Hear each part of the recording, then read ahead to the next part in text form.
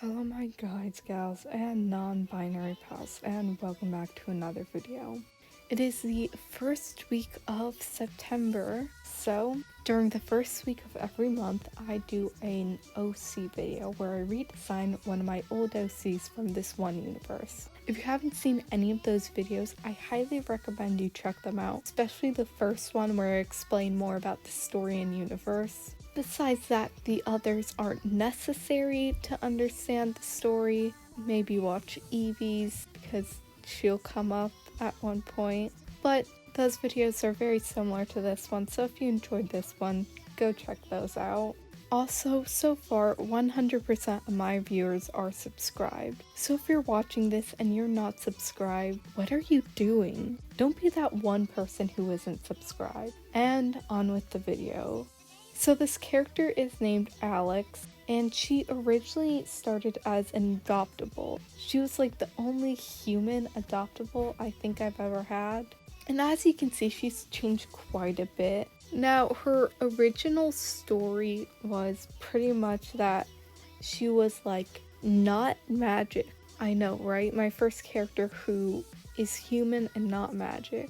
And she wasn't actually in the main high universe. So her whole thing was that she met Evie, Leo, and Sam somehow, and she was like, oh, I see, I'm crazy. That was pretty much it. Like, there wasn't really much to her. She was just like a super smart person who pretty much just figures out there's magic but won't believe it, so just it's like, oh, I guess I've gone crazy. Then eventually I just made them magic so that they could be in the main high universe with everyone else. Because I don't know what part of the story they would play if they weren't in main high. And then there's also a little romance plot. I had one of my other characters, Evie, have a crush on Alex. Eventually in the story, those two were intended to get together. And then there's one like final... Okay, I guess there are a few other little stories related to them. There was this kind of spin-off I made of Main High for a narrative writing we had to do in school. Pretty much it was about this character who got stuck in a time loop, and for some reason I made Alex canon in that story. Alex was like the main character of that story, Sydney's best friend, and Sydney gets trapped in a time loop, so I made it canon in the main high universe that Alex had a best friend who just disappeared one day, supposedly because they're stuck in that time loop. And then there's also this like kind of subplot. It wasn't mainly related to them. I don't want to say too much about who it's related to yet, but so she had an older brother who died in a car crash. Once again, didn't really pertain too much to them. I don't know, I just had it that they were sad for a while, then got over it. So yeah, that's pretty much everything that I had to work with in relation to Alex. So when it came to their actual design, there was a lot of things I didn't like about it. So her outfit, I was never a fan of it. I don't know, it's just some like weird kind of lab coat that I took some artistic liberty with to make it more interesting. Yeah, not much going on with the design, and I don't like the idea of them just always wearing a lab coat. Plus it's quite boring. I'd like to have more layering and interest in their outfit than just that. Also, okay, at least she has blue in her color palette, but her main color is related to pink, and that's like pretty much every character I have. Like, if you look at all the characters I've like done redesigns for at this point, only one character was not based around pink or red. So I was determined not to do any more pink or red characters, so I needed to fix that. Also, I need to work on her hair because it was never really consistent, and eventually I just made that like part of their design. Like, they're so busy doing other things, they never take care of their hair. But really, I just didn't know what to kind of do with it. I knew it was brown and it was like roughly shoulder length, and that was about it. So then I started on a new design. I cleaned up their hair and kept a lot of their face similar, gave them glasses, but this time had them be like those square glasses that only cover like part of your eye. Since, the way I draw eyes, they're quite big. So it's really hard to put glasses on those because then the glasses look really big. So I went with this kind of glasses to combat that problem.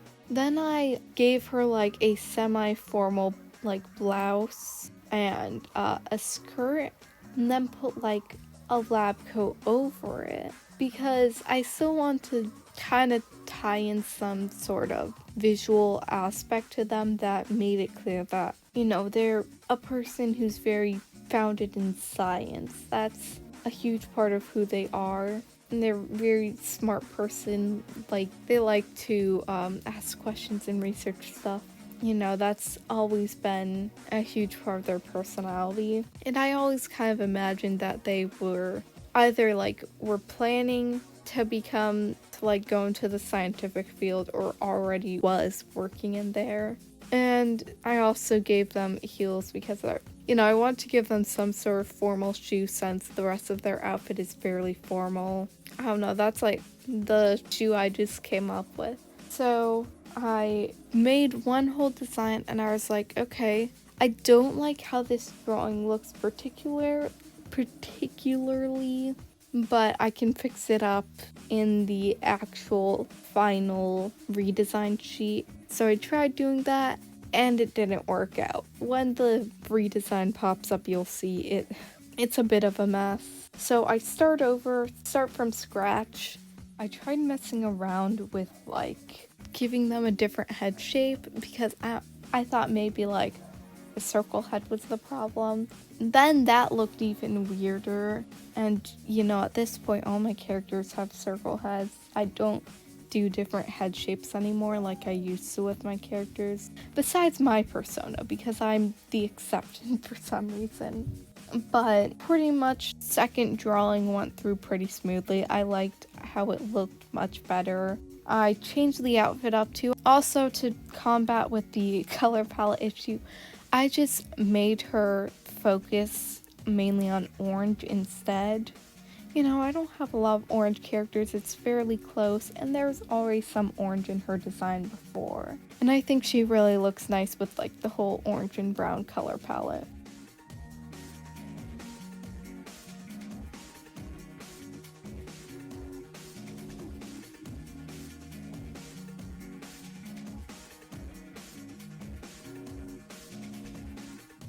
So now that her design is looking much better, I had to think about how I want to change her personality. I won't say too much, but I will say I had a second chance to think more about her backstory, especially related to her family.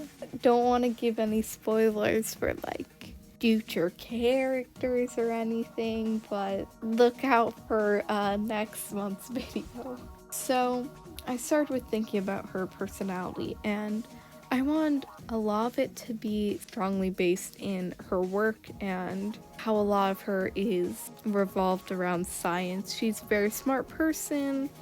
She's really hardworking and serious. She focuses a lot on her projects and whatever she's doing. When she has a question about something, she will not stop until that question is answered. She's incredibly dedicated to that. But since she's so focused on learning more, it does cause her to be fairly secluded, I guess. She's really close to her family.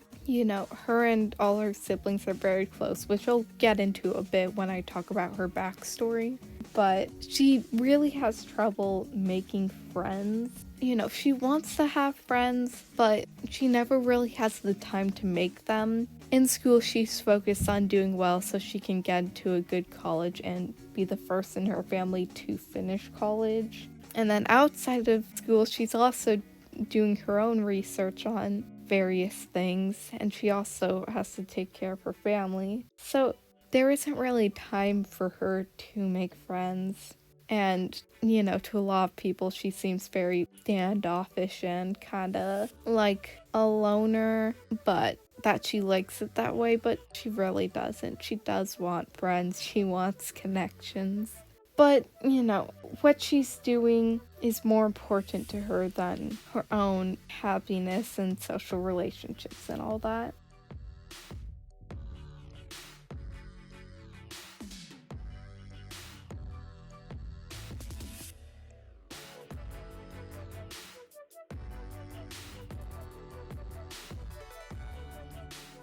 So now let's talk about her backstory. Like I said, I had a lot of extra time to think about this for undisclosed reasons. So we're gonna go through like her whole family history pretty much. So it starts when her dad, who lived in Mexico, met a nice woman, like pretty much married pretty early. Then they had a son. But then, scandalous, her father cheated. And, well, a baby was born, and it was not the mother's. So, he got divorced from his first wife because, he cheated on her.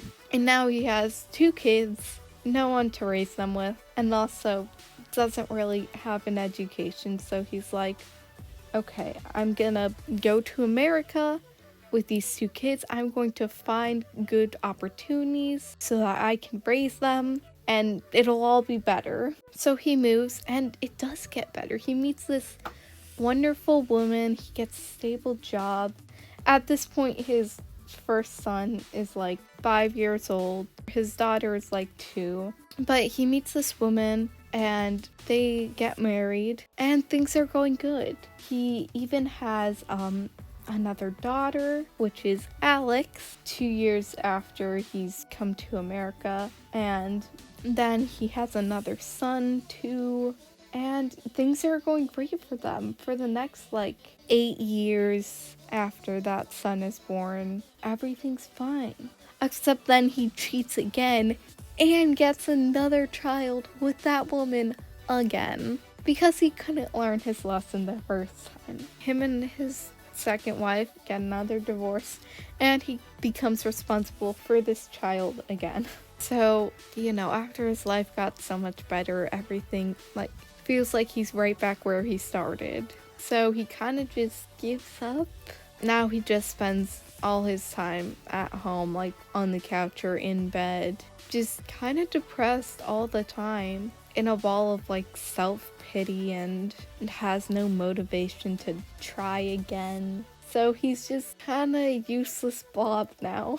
So now there are 5 kids. His second wife is she helps them out a bit, but not much, since there's the new youngest daughter who's from the affair. So she's not too keen on the family anymore. And so these kids are pretty much just left by themselves to figure out how to survive. The oldest son is working for a while.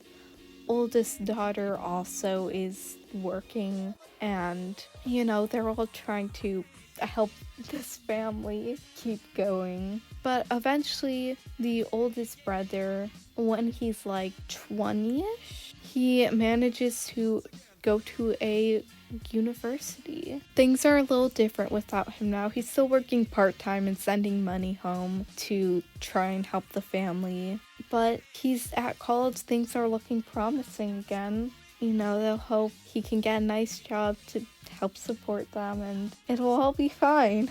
And when things are looking good, it always has to go bad for this family. So the brother gets in a car crash and dies about a year after he starts college. This is a huge turning point for Alex, because before her brother dies, she was actually a huge problem kid. She was in and out of detention. She didn't get good grades. But after this crash, it kind of awoke something in them. I mean, first of all, now there was like a huge source of like support for the family is gone. So, after this, they step up. They turn their whole life around, and now she's like working for shady businesses trying to get money. She's raising her grades because now she's gonna be the one who goes to college. She's gonna do it. She's gonna finish it. And she's really determined to be the rock of this family now. And then, Sydney's coming back up, the one who got stuck in a time loop. She's going to be important in this story. She's not going to be a main character, but in Alex's life, and I'll talk about it in a bit, but in the scene of Earth, Sydney's going to be pretty big. So Sydney goes missing, and that's actually what inspires Alex to get into science, because she spends a lot of time trying to figure out what happened to Sydney, where they went, and that's what causes them to have this like intense desire to answer questions and all that. So then we reach present day. She's 18 in her senior year, and her younger brother also goes missing. And that's pretty much where, like, whatever I do with Main High, if that story ever becomes a thing, her whole thing is trying to figure out what happened to her brother and Sydney. And two other characters that we'll meet in the future, I'll talk about them some month, are also both on Earth. And so these three characters are all working together to figure out what is going on.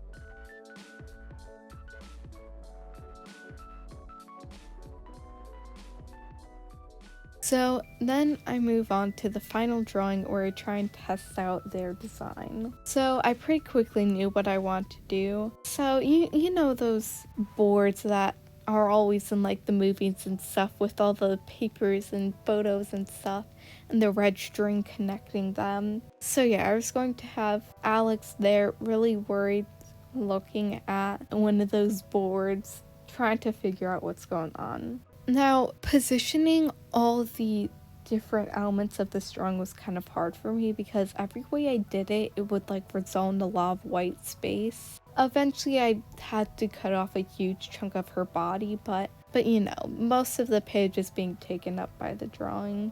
I typically don't like to do that for the final drawings in these videos because I want to test out their design. If I cut out half their design, that's cutting off half the design I'm testing out. But, I also want a nice drawing, so what you gonna do? And this one didn't take too much time to actually do, besides the shading, but I'll talk about that later. But I did put a lot of thought into it. Like, each paper on that board, I individually thought about what might be on there. The photos, I actually drew out little vague drawings of what might be there. Like, I actually put connections of their story in here.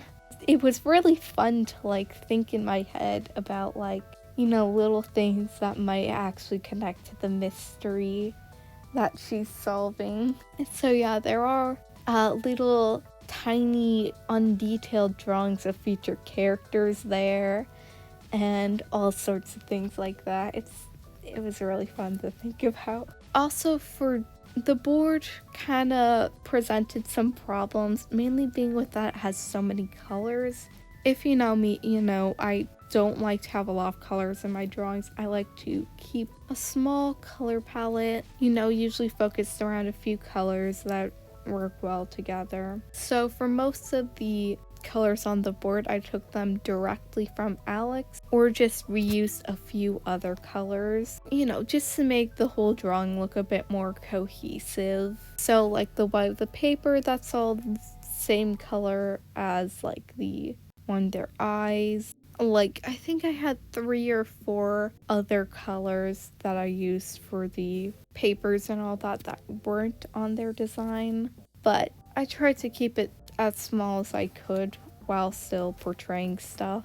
And since I had so much going on, the shading also took a while. Now, for the photos and all that, since there were a lot of different colors in a lot of places, instead of using darker colors to shade, I just used black.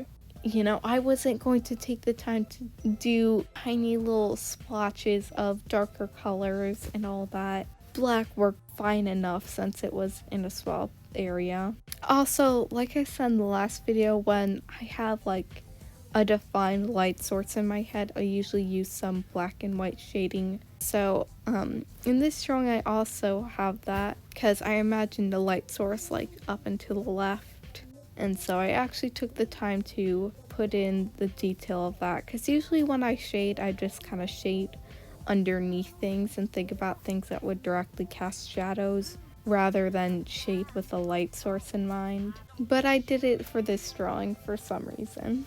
Also, when I went in with a clipping mask for the board and all the photos, I just kept it with either the darker color of the white or with black, because I wasn't going to complicate it. Same thing with shading. Wasn't going to take the time to put like little individual splotches of color. And I also made the string red to, you know, make it pop out.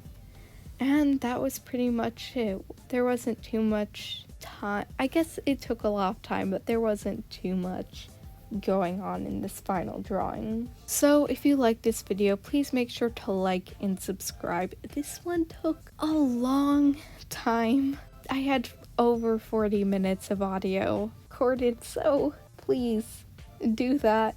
Also, if you have any questions about the character or the universe, comment them down below. Try and answer any questions you have unless they're spoilery.